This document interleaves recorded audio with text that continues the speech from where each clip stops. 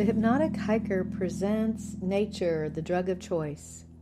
Hypnotic trips, if you will, virtual hiking experiences, mind trips that offer a shift in perspective. Basically, these are a series of guided journeys that take you back to your true self. In these episodes, you'll discover the true power of your unconscious mind and how to change old, outdated programs from birth that have kept you stuck. You'll enjoy some virtual hikes, some hypnosis, divine interventions. You'll learn walking meditations. By the way, I've been a clinical hypnotherapist since 2002.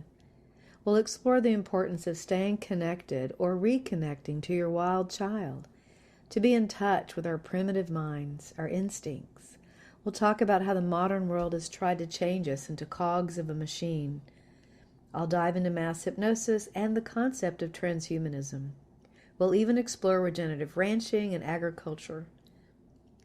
The most important discovery you'll have is how to lose your shadow self and how to love yourself again, standing on your own 2 feet and thinking from your heart mind and speaking with your true voice. I'm Valerie, the Hypnotic Hiker. So are you ready for a new relationship with nature and yourself? Come along with me. Looking for your life purpose? It may be waiting for you outside. You might think it's a stretch for me to imply that you can find your reason for being outside in nature. I don't really believe you can saunter once in the park and a new opportunity just falls out of a tree, but actually it could. Being outside in nature is like being in a state of meditation or hypnosis. In those states, you have access to the intuitive wisdom and natural creativity that is within you, or perhaps connecting to the divine for an inspiration that comes as an inspired thought. This is episode 10, where we are continuing the Real series. Being real and grounded in nature is critical during the ups and downs we're experiencing on the planet now. Staying real, natural, and grounded, and not allowing emojis, avatars, and AI that is now being hyped to speak for you or to do things for you, but rather tune into your instincts and to nature for important information about your decision-making processes. Your biology is incredible at creativity and guiding you, and so is nature. REAL is also my acronym for ready to put in the effort to absolutely love yourself. How do you feel about that? Loving yourself? Take stock now. I feel it is easier to love yourself when you're living your best life, when you're able to speak freely your truth, and when you're feeling happy and calm, and when you're feeling purposeful. Am I right? Let's take some deep breaths together before we continue.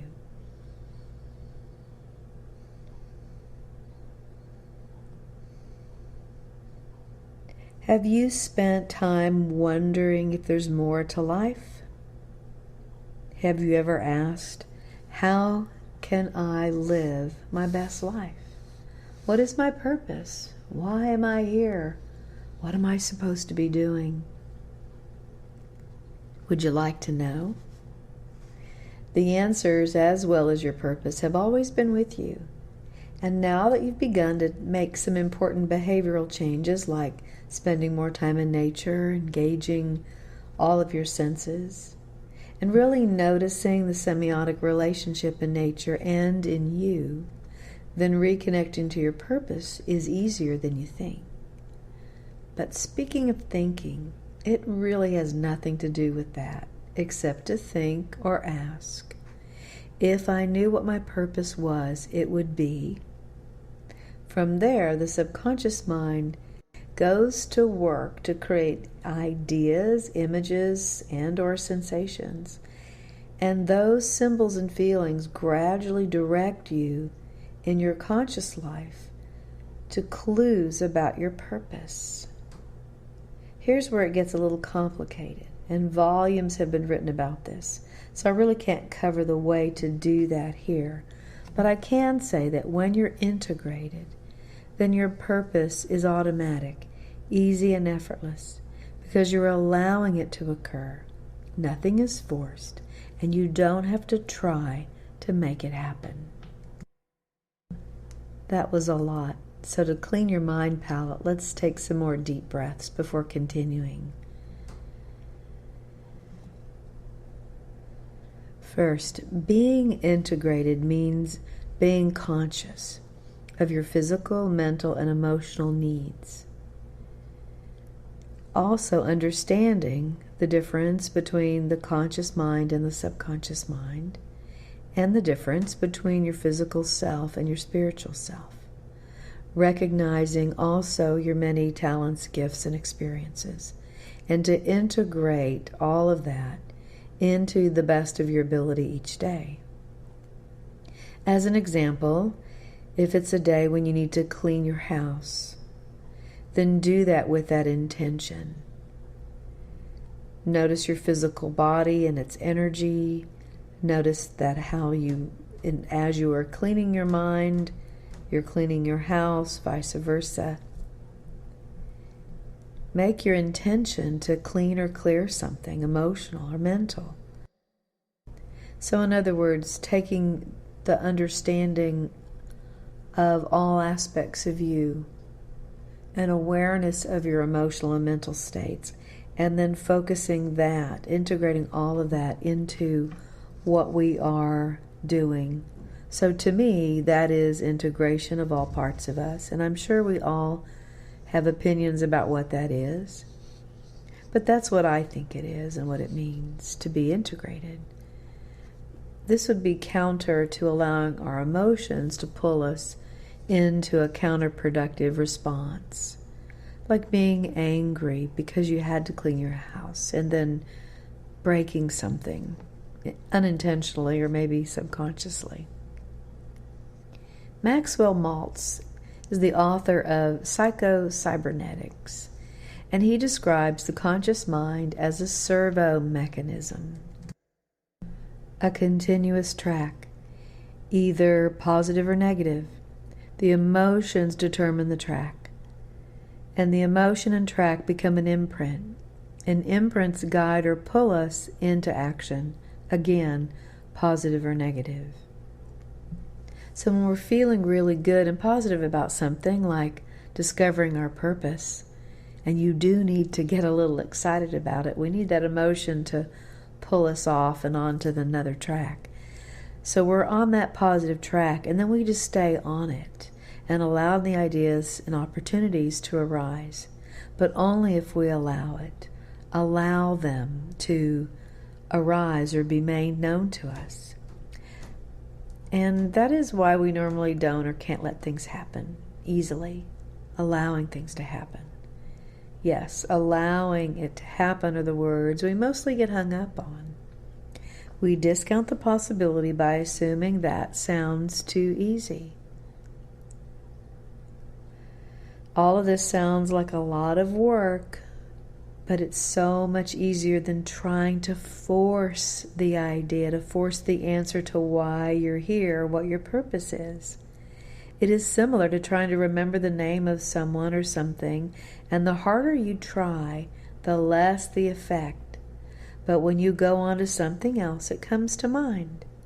In hypnosis and hypnotherapy, that is referred to as the law of reversed effect. The harder we try to make something happen, the less the effect is. I had a client tell me one time, "It's on the tip of my brain." I like that better than tip of my tongue. So here's an example of how a servo mechanism, having a one-track mind, works. One of the past imprints that I had was that you had to work hard for money. However, when I find that I'm working hard, it is something I'm forcing. I find myself thinking, I've got to get to my office, or I've got to get to my computer and make something happen today. The result is nothing substantiative, just a lot of mediocre stuff, and a lot of spent energy. Conversely, when we are allowing, not trying, we tune into great ideas and solutions that result in productivity. This is a natural ability that I allow, and there's no conscious forcing or trying. Before we move on, I'd like to say that if you need to switch tracks, if you want to go from a negative track to a positive track, it takes emotion to do that.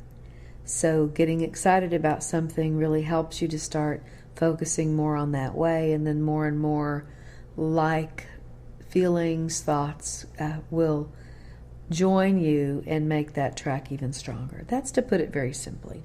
Okay, so now let's go back outside, all the way back outside, back on the timeline, all the way back to Greece, 50 BC, thereabouts.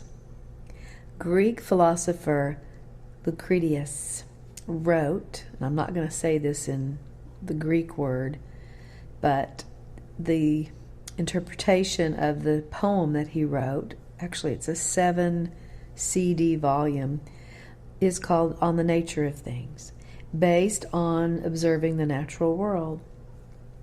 He died in 55 BC, so there weren't a lot of resources at that time, right? So what's fascinating to me is that the observations he made could mostly stand today. How could he know how atoms worked? How could he understand how the body worked? How the elements of fire and air and water and soil are all the same elements in all things, or at least most things. And I think it was because, well, there's two things. The most obvious is there wasn't a lot of other things to do, but also because he was curious. Nature was all there was. Quoting from the poem's summary, Lucretius offers us a vision of the world rather different from the one our scientific traditions present.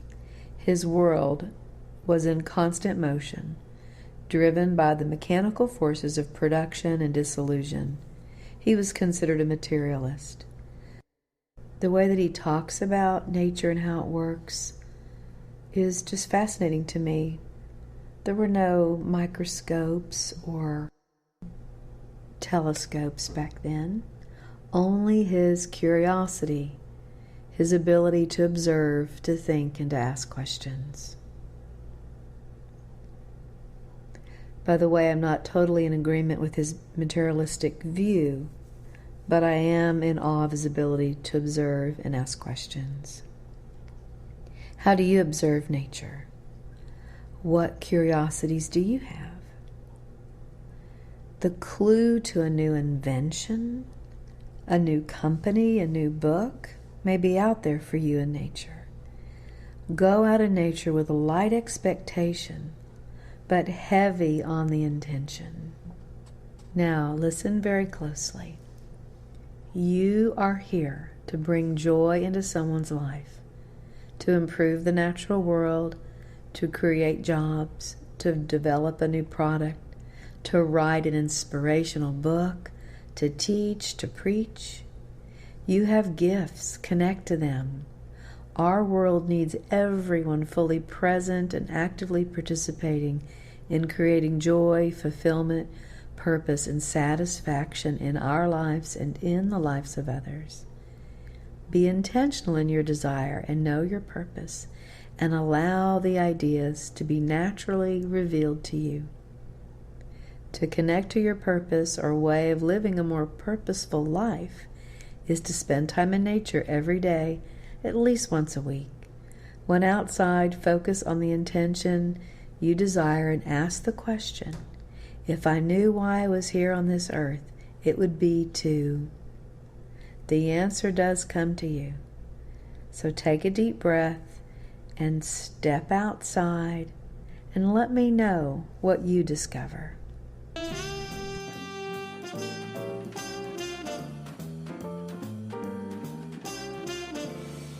Podcast is sponsored in part by Simply Organic Soap. maker of plant-based organic soaps, lotion bars, salts, and other bath products infused with essential oils to care for your skin and keep you connected with nature. Take a bath on the wild side with the Simply Hypnotic soap, inspired by me, the hypnotic hiker. You can order this soap and all their other products online at simplyorganicsoap.com and follow them on Instagram and Facebook to stay up to date with their latest products. By the way, those products are made in Texas.